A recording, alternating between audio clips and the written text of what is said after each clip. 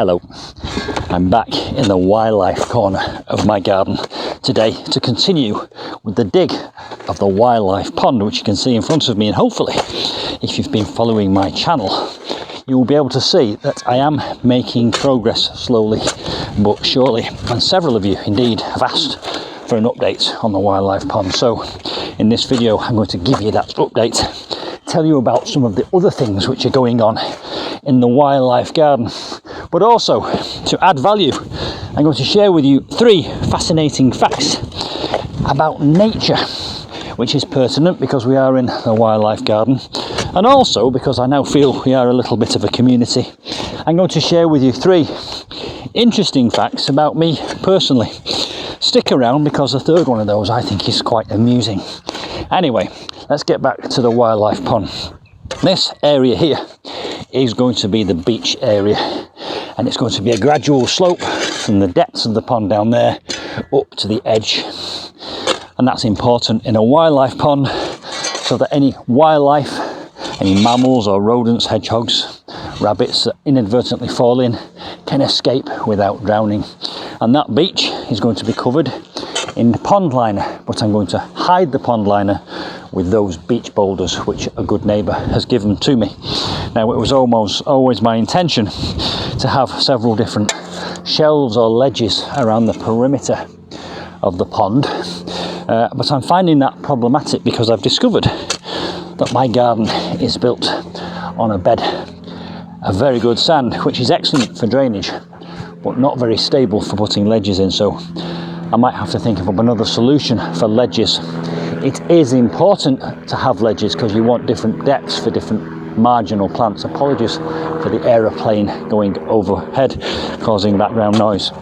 And I'm not the only person that's been suffering with this problem, because somebody called Lee or Leah commented as well saying they had the same problem, and they're just going to go for a gradual slope all the way around their pond, line it with gravel and boulders and then plant into the gravel and boulders, which I think is a reasonable idea.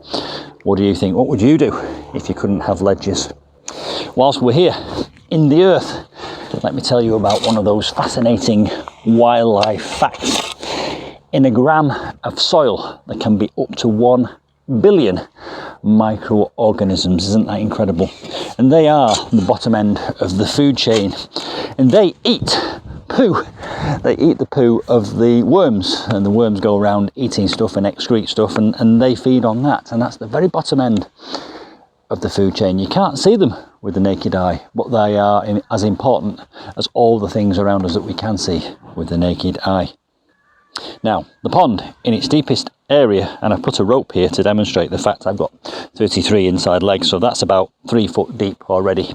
So that's the deep bit, so that will be where I'll be putting my water lilies, which will cover the pond surface and stop the light from penetrating, which will help reduce the incidence of green algae. And then we have this gradual slope, as I say, coming up, which will be covered in a beach area. Now, that beach area is positioned such that it's viewable from the house, the cottage in the distance, down a long narrow path which I've cut out of the grass. I've left the rest of the grass to grow and form a meadow. And at this stage I'll share with you one of those slightly interesting facts about me personally. Before I moved here, I lived at a place called Cherry Tree Farm, and I've downsized here in December about 6 months ago.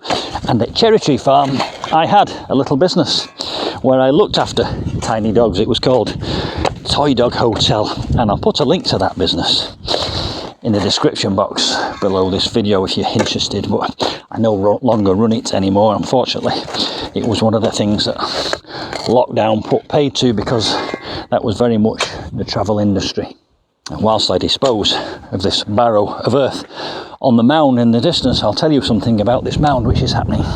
I've actually brought in and buried at the back of this some old dead wood, because again, it's all about creating lots of different environments in the garden, and I'm creating a dead wood environment here at the back, partially buried, partially exposed, and all those little bits of wood which rot and decay will form a little environment which is all part of adding to the ecosystem in the garden. Now, I've left here around the outside. The pond is going to come to where these stakes are. It's going to be 6 meters in diameter. I have deliberately left the grass in place because of the sand position, the sand problem I've got here. I need somewhere stable to put my wheelbarrow as I'm digging out from the bottom. So this grass strip, 1 meter wide around the edge of the pond, will be the last thing that goes. Now my neighbour has bought a mini digger, but I'm determined to dig this by hand. However, I am going to ask for some help with the mini digger because there's going to be a bog garden here, positioned here. So I'll happily, having done that by hand, let Mark next door help me dig that. Another thing I'm going to ask for help with the mini digger is with these boulders. I've got lots of large boulders here and I want to bring them forwards and put them around the edge of the pond to disguise the pond liner on this side. So I'm going to ask Mark if he'll help just kind of rolling them into position. You'll see that in a future video. Now, do you want to know another interesting fact about me? Well, one of the things I do to make a living is acting. Most of my acting is in the corporate space, going into businesses and acting the goat and helping them develop their business skills. But I have done an advert, a Hovis advert no less, so I'll put the link to that Hovis advert in the description box below. It's quite funny. More recently I've worked with Victoria Wood and Imelda Staunton. Sadly Victoria Wood is no longer with us, but I got a very small part in a BBC film she was making, and I ended up auditioning for her, working with her, and on the same day working with Imelda Staunton, which was a career highlight actually. Breaking away from the dig once again, I want to talk to you about the wildflower meadow over here. These are those big boulders which I'm hoping Mark will help me roll to the edge of the pond, but this is the wildflower meadow. Now look, it's completely spent. There is only cornflowers left. Having said that, I can still see dozens of insects. I can see thousands of seeds on the earth below. Those have obviously dropped out, and hopefully they will provide a beautiful wildflower meadow next year. But one of the things I am going to do here is break off a lot of these plant heads and take what I've broken off over to the soil mound and bash it on the earth and then leave it there, and hopefully I will get a good supply of wildflower seeds on that mound, covering the spoil from the pond. So I'll get 2 for the price of 1 wildflower meadows. Now I have bought some artichokes, some globe artichokes, and I'm propagating them. I started off with 3, I've now got 6. So next year I'm going to plant them into this border as well, because I think globe artichokes look amazing, and also if you let them go to flower, they are brilliant for wildlife. So I will share half the globe artichokes with the insects. I'll eat the other half. Let's get back to digging. Now you may be thinking that this pond is taking an inordinate length of time to complete. Well, I make no apologies for that. If you look on my channel, you'll see I've been busy.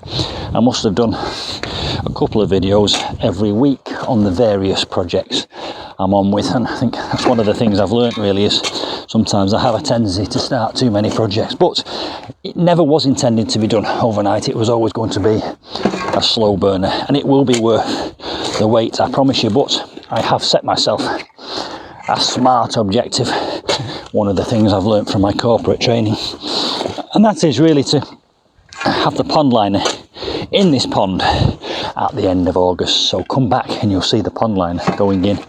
It might not look it, but it's almost finished in terms of digging. I've got the depth, I've got the shape, I've got the beach. I really just need to carve out that metre of grass, and that will form that outer edge. Let me give you the third interesting, fascinating wildlife fact. Have you ever wondered how frogs and toads find water to spawn in the springtime? Well, I have, and I found out that it's actually, they use their sense of smell. When it starts to warm up in the springtime, algae starts to form in the water and things start to ferment, and they use their sense of smell from miles around that brings them in to where the water is, and that's where they will spawn. And if you're lucky, if they like where they spawn, they'll come back year in and year out. And actually, heard an interesting fact about newts, and I haven't fact checked this, but apparently newts have a homing instinct. So if you take a newt away from where you find it, it will endeavour to come back to where it came from. Have you heard that? Let me know in the box below. The third and final mildly interesting fact about me is I have done some voiceover work, and I recently did a voiceover for a brand of wine. Unfortunately, they didn't send me any free samples, but I did get paid, so I suppose I can buy my own. Anyway, I'll put the link to that wine advert in the box below. Most people tell me it doesn't sound anything like me, and I was asked to put on a slightly posher voice. Anyway, have a listen if you're interested. So, before I finish off, let me just give you a quick summary of all the features of this wildlife pond in the wildlife corner of my garden. As I speak to you, I can see a butterfly has alighted on the sand here with its wings open. I think it's just absorbing a bit of heat. And it's a happy coincidence that this has appeared, because I was about to tell you about the buddleia butterfly bush, which are right next to the wildlife pond. Isn't that stunning? I think that's a tortoiseshell rather than a peacock, but looking back up here, here are the buddleia butterfly bushes, and that butterfly has just landed on the butterfly bush right there. What a wonderful coincidence. Happiness is like a butterfly. A famous saying by Browning, Robert Browning. Something about if you chase it, you'll never find it, but if you wait, it might alight on you. There we go, a butterfly, quite poetic. Let me get back to talking to you in front of the camera. So here are the two buddleia butterfly bushes. That's the butterfly there just flown off. Now these have gone over. They've produced an amazing display up to now in August, but most of these flower heads are now spent. The thing to do with buddleia at this time of year is cut off all the dead heads, and it will reward you with another flush of blooms, and it will also reward the insects with another flush of blooms towards the end of summer into autumn. Interesting fact about buddleia. In America, in some states, and Angie, if you're watching, this might apply to you, buddleia is banned because it's such an invasive species, and the clever scientists in America have developed a buddleia which is non-fertile. In other words, it doesn't seed itself all over the place. These are not non-fertile. I know that for a fact because I've got lots of little buddleia bushes coming up all the way around the wildflower meadow. Now, if you don't prune this at this time of year, and if you don't prune it in the springtime, and there is a video on pruning this on my channel, it just keeps growing. And the blossoms come at the end of the branches. So if you let this grow and grow, the blossoms will be 3 or 4 meters up in the air where you can't enjoy them or smell them. And there's another little butterfly, a little white one has just come down here. Look, that's happiness arriving for me. Now down here, next to the buddleia, is my wildlife log pile. Another kind of deadwood environment, if you like. Half of it is buried, half of it is exposed. I see birds perching on this all the time, so hopefully when this pond is full, they'll come down and drink its waters. Underneath this log pile is a hibernaculum. That's an underground cavity of rocks and boulders and plant pots and all bits of gravel and stuff. And that's covered in roofing felt and buried, and there's an entrance down there under a paving stone. That's for wildlife to crawl into and hibernate inside of. And just to point out that down there on top of the flagstone, during the very hot weather, I've placed a bowl of water. That's for the birds to come and drink at, because we've had some very, very hot and very dry months recently. Just here at the back of the log pile, you can see I had to do some pruning on a damson, and I didn't want to throw these away because they're absolutely covered in fruits. You can see there it's completely blue and purple with these beautiful damsons. There's plenty left on the tree, which I will take some of for the kitchen, but these for now I'm just going to leave down here, because as they rot down and ferment, wasps and other insects will come and feed them, because they'll be full of little sugars, and then eventually they'll fall to the ground and feed the microorganisms in the ground. And that's what wildlife gardening to me is all about. Keeping the whole, all of various different stratas of the food chain and wildlife happy. Keeping a garden too tidy is not necessarily a good thing in a wildflower or a wildlife garden. So there you go. I hope you've enjoyed that update on my extra large wildlife pond, which I'm digging by hand. I've told you about the buddleias, the log pile, the hibernaculum, the wildflower meadow, and the mound and the dead wood area. Come back at the end of August, September, and you'll see the liner going in. I also hope you've enjoyed those 3 fascinating facts about nature and those 3 mildly interesting facts about me personally. Please do keep commenting below. It's lovely to hear from you. There's too many people to mention, but I do try and respond to every single comment. It might take me a couple of days to get back to it because I'm quite busy in the garden. And of course, subscribe to the channel if you haven't already done so. Thanks again for watching, and I'll see you soon.